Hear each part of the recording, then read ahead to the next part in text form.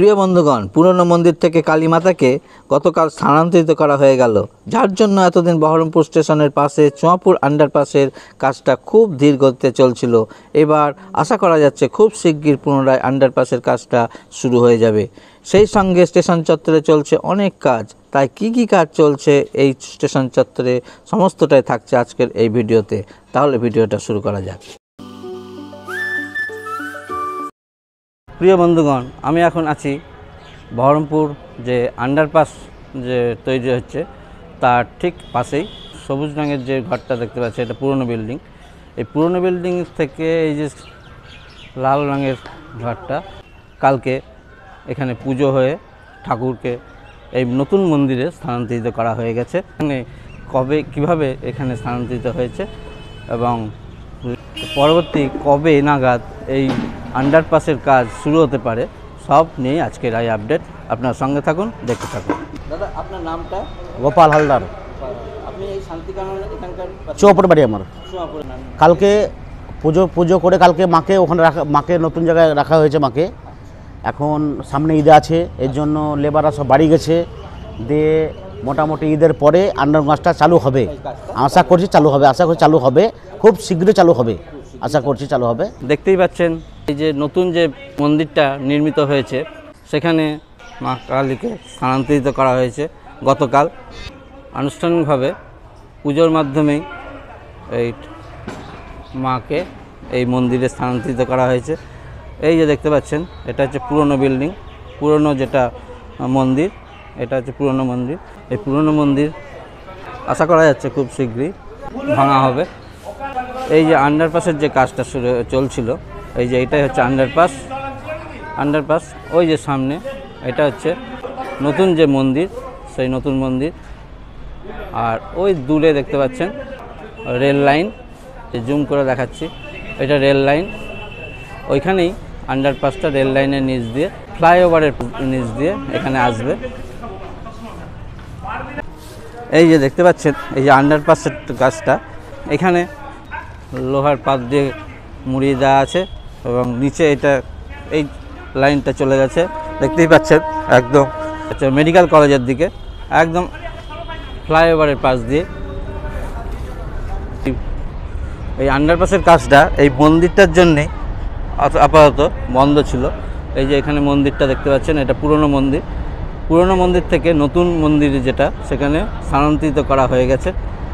এবার আশা করা যাচ্ছে খুব শীঘ্রই এখান দিয়ে আন্ডারপাসের কাজটা শুরু হবে। এবার বহরমপুর কোর্ট রেল স্টেশনে কী বর্তমান আপডেট, সেটা আপনাদের সঙ্গে তুলে ধরছি।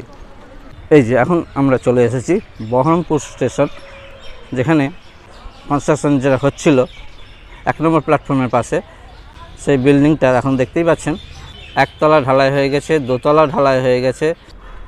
এই যে ফ্লাইওভার আছে,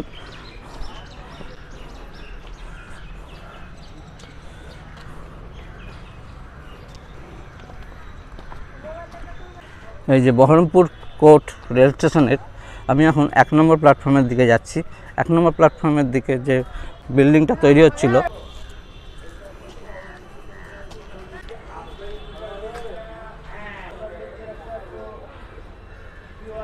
দেখতেই পাচ্ছেন 1 নম্বর প্ল্যাটফর্মের এই যে পুরনো পাঁচিলের পাশেই এই বিল্ডিংটা তৈরি হচ্ছে অমৃত ভারত প্রকল্পে।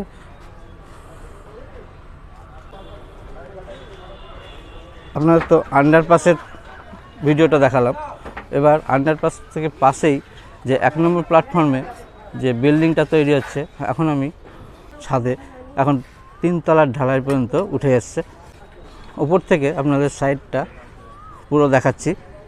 দেখতে পাচ্ছেন বহরমপুর কোর্ট স্টেশন, ওই সামনে ওইটা হচ্ছে 2 এবং 3 নম্বর প্ল্যাটফর্ম।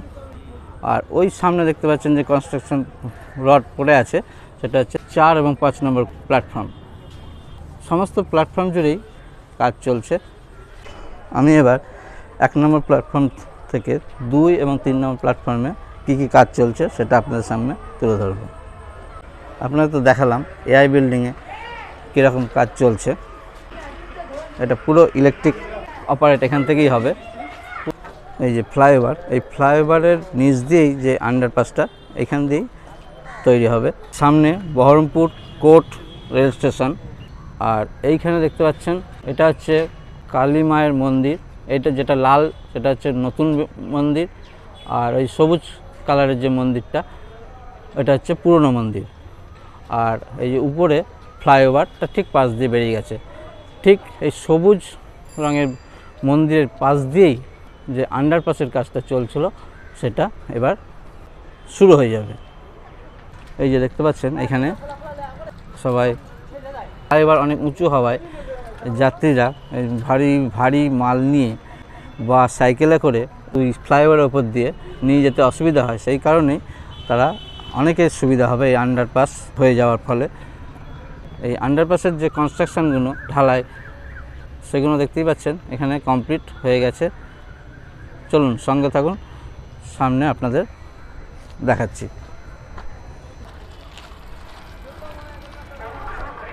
ইন্টারলকিং যে সিস্টেমের বিল্ডিংটা 1 নম্বর প্ল্যাটফর্মে তৈরি হয়েছে সেটা এখন দোতলা ঢালাই হয়ে গেছে, একতলা ঢালাই হয়ে গেছে, ওইদিকে দোতলা কনস্ট্রাকশান হচ্ছে।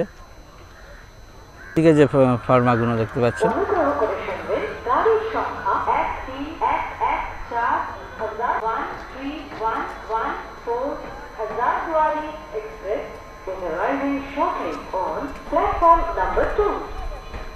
হাজারদুয়ারি এক্সপ্রেস 2 নম্বর প্ল্যাটফর্মে আসছে, শুনতেই পেলেন।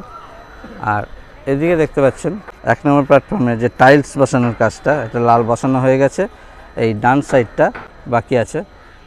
আর এদিকে যত যাত্রী শেডের যে ফর্মা বসানো হচ্ছিল পিলার, সেগুলো এখন বসানো হয়ে গেছে।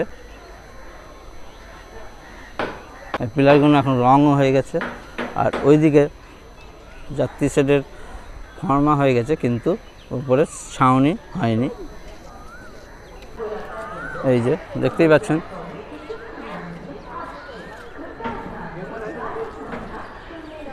কল যেগুলো করা হয়েছিল সেগুলো দেখতেই পাচ্ছেন এখন রানিং। সারি সারি যে যাত্রী শেডের ওই যে পিলারগুলো আগে দেখতেই পাচ্ছেন, সেগুলো পিলারগুলো বসানো হচ্ছিল, সেগুলো এখন রং করা হয়ে গেছে। কোচ ইন্ডিকেশন বোর্ড যেগুলো লাগানো সেগুলো হয়ে আছে।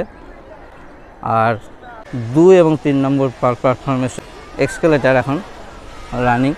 1 নম্বর প্ল্যাটফর্মে এক্সকেলেটার আছে, 2 নম্বর এবং 3 নম্বর প্ল্যাটফর্মেও এক্সকেলেটার আছে। এই যে ডান দিকে এটা 3 এবং 4 নম্বর লাইনে এখনও কাজ শুরু হয়নি। আগে প্রথমে প্ল্যাটফর্মের যে শেড নির্মাণের কাজটাই চলছে। এই যে হাজারদুয়ারি এক্সপ্রেস এখন 2 নম্বর লাইনে ঢুকলো।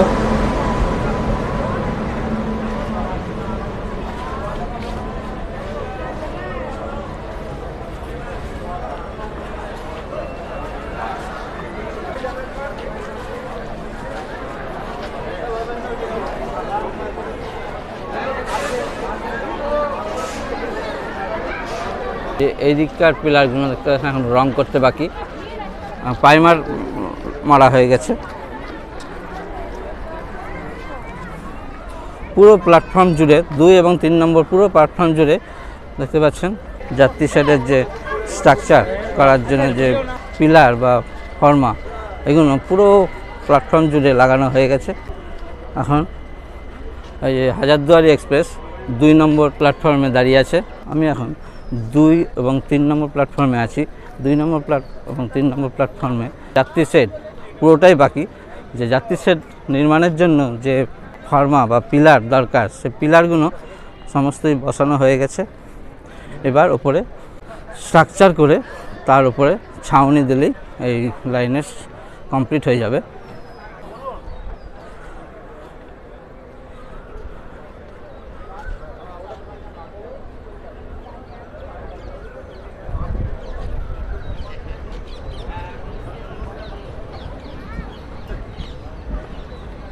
হাজারদুয়ারি এক্সপ্রেস বহরমপুর থেকে কলকাতার দিকে চলে গেল।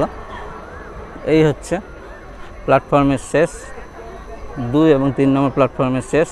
এখানে এই প্ল্যাটফর্মের এইদিকে দেখতে পাচ্ছেন টাইলস এদিকটা বসানো হয়েছে, কিন্তু ডান সাইডটা টাইলস বসানো হয়নি। খুব শীঘ্রই আশা করি, এই যে টাইলস পড়ে আছে, খুব শীঘ্রই আশা করি সেগুলো বসানো হবে।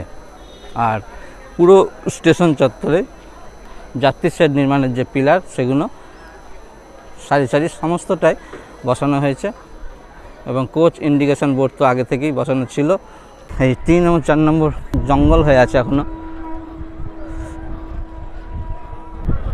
1 নম্বর প্ল্যাটফর্মে ট্রেন ঢুকতে দেখতেই পাচ্ছেন স্টেশনে। 2 নম্বর 1 নম্বর আর একটা ট্রেন ঢুকলো 1 নম্বর প্ল্যাটফর্মে। এটা লালগোলার দিকে চলে যাবে, কলকাতা থেকে এসে লালগোলার দিকে চলে যাবে। 3 এবং 4 নম্বর লাইন এখনও দেখতেই পাচ্ছেন, 3 এবং 4 নম্বর লাইনে এখনও জঙ্গল হয়ে আছে। এটা শুধু জঙ্গলটা পরিষ্কার করলেই হয়ে যাবে, শুধু লাইন রেডি হয়ে আছে। আর ওইদিকে দেখতে পাচ্ছেন 4 এবং 5 নম্বর প্ল্যাটফর্ম, সেখানে সমস্ত স্ট্রাকচারগুলো পড়ে আছে, যে শেড নির্মাণের যে স্ট্রাকচার সমস্ত প্ল্যাটফর্ম জুড়েই পড়ে রয়েছে। আর এই যে এক্সকেলেটার রানিং 2 এবং 3 নম্বর প্ল্যাটফর্মে। আর 1 নম্বর প্ল্যাটফর্মে যে শেড নির্মাণ, যাত্রী শেড নির্মাণের জন্য স্ট্রাকচার হয়ে গেছে, ওপরে শুধু টিনের ছাউনি দিলেই হয়ে যাবে। ওই যে সামনে দেখতে পাচ্ছেন ফ্লাইওভার, ওই ফ্লাইওভারের নিচ দিয়েই যে আন্ডারপাসটা নির্মাণ হবে। এই আন্ডারপাসও খুব শীঘ্রই আশা করা যাচ্ছে হয়ে যাবে। আন্ডারপাসের স্ট্রাকচার রেডি এবং এগুলো 2-1 দিন হয়তো সময় লাগবে, 2-1 দিন হয়তো ট্রেন বন্ধ হতে পারে, তার মধ্যেই স্ট্রাকচারগুলো নিচে রেল লাইনের নিচে সেট করা হয়ে যাবে এবং আন্ডারপাস রেডি হয়ে যাবে। এই যে 3 এবং 4 নম্বর প্ল্যাটফর্মেও দেখতেই পাচ্ছেন প্রচুর যন্ত্রাংশ পড়ে রয়েছে, সেগুলো শেড নির্মাণের জন্যই কাজে লাগবে। পুরো প্ল্যাটফর্ম জুড়েই পড়ে রয়েছে। ভিডিওটা প্রথম থেকে শেষ পর্যন্ত দেখার জন্য সকলকে অসংখ্য ধন্যবাদ। যে কারণে আন্ডারপাসের কাজটা কিছুদিন বন্ধ ছিল, সেই মন্দির নির্মাণ। সেই মন্দির নির্মাণের কাজ কমপ্লিট হওয়ার পরেই গতকাল মাকে নতুন মন্দিরে স্থানান্তরিত করা হয়ে গেছে। এবার আশা করা যাচ্ছে আন্ডারপাসের কাজটা পুনরায় শুরু হবে। আপনারা যদি নিহারিকা স্টোর ব্লগ চ্যানেলে নতুন হয়ে থাকেন তাহলে চ্যানেলটি সাবস্ক্রাইব করে পাশে থাকা বেল আইকনটা অন করে রাখবেন, যাতে করে নতুন কোনো ভিডিও আপলোড করার সঙ্গে সঙ্গেই আপনার ফোনে এসে যায়। সকলে ভালো থাকবেন, সুস্থ থাকবেন, সাবধানে থাকবেন। দেখা হবে খুব শীঘ্রই নতুন কোনো ভিডিওতে। ভিডিওটা ভালো লাগলে লাইক, শেয়ার এবং কমেন্ট করার অনুরোধ রইল। তাহলে আজ ভিডিওটা এই পর্যন্তই, আবার ফিরে আসব নতুন কোনো ভিডিওতে। ততক্ষণের জন্য বাই।